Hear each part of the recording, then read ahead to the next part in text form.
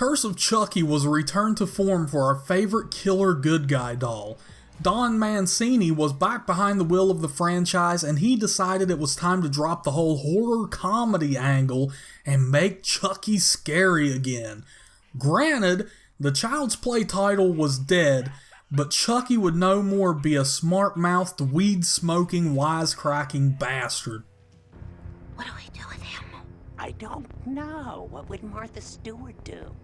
Now, he would be something that children could fear again. I know you get me one. Show me how he works, okay? Hi, I'm Andy. What's your name? Hi, I'm Chucky, and I'm your friend to the end. Heidi-ho. Wow. Don't get me wrong, Chucky still has a wife and a son, or daughter. Instead of completely ignoring the previous films in the franchise, Mancini masterfully worked his writing skills to create a coherent story and reinvent the series yet again. I have to say that it worked. Curse of Chucky was a damn solid entry into the franchise. Brad Dourif was back as the voice of our beloved killer doll. Heck, he even reprised his role in human form as Charles Lee Ray. And I have to say, the makeup they were able to pull off on Dourif was absolutely amazing. During the backstory scenes, which predate the original Child's Play film, I seriously thought that they were using some stock footage of Dourif, because he looked just like he did when they shot him in the original film. That, my horror friends, is a testament to the power of practical makeup application. Unfortunately, there's one major problem with Curse of Chucky that I just couldn't suspend my belief long enough to get over. And that's that they use CGI during the action sequences in the film. If you take a look at Chucky during the non-action scenes, you'll see that he looks vastly different versus the action scenes.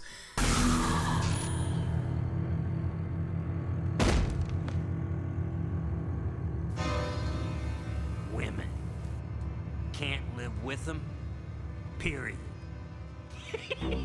This totally ruined all of the suspense that they would build up before the reveal that Chucky was actually alive. You would know exactly when the jump scares were coming. Now granted, I'm not a big fan of CGI.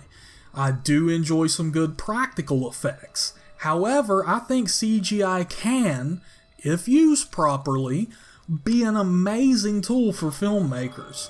Unfortunately for Curse of Chucky, this was just not one of those instances.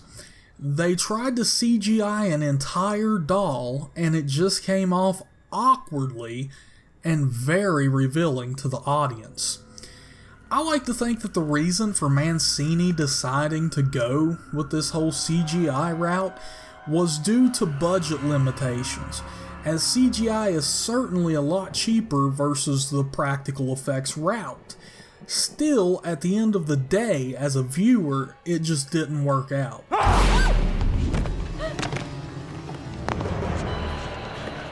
If you're trying to reinvent the franchise you're known for, which entails making a truly terrifying experience for your viewers, you have to go with what works to get that job done. And Mancini was unable to do that.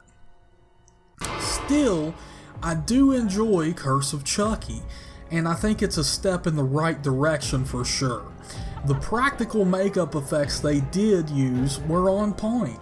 Brad Dourif returned and delivered an excellent performance as always. There was some decent suspense moments. The story itself was pretty interesting. Fiona Dourif has been introduced to the series, which I consider to be a plus. We get some good backstory, adding to the whole Child's Play / Chucky lore, and hell, there was even some post-credit awesomeness for us longtime fans of the series. While the ultra-funny Chucky installments were a welcome breath of fresh air, keeping the series from going stale, I think Curse was effective, but could have been a lot more so.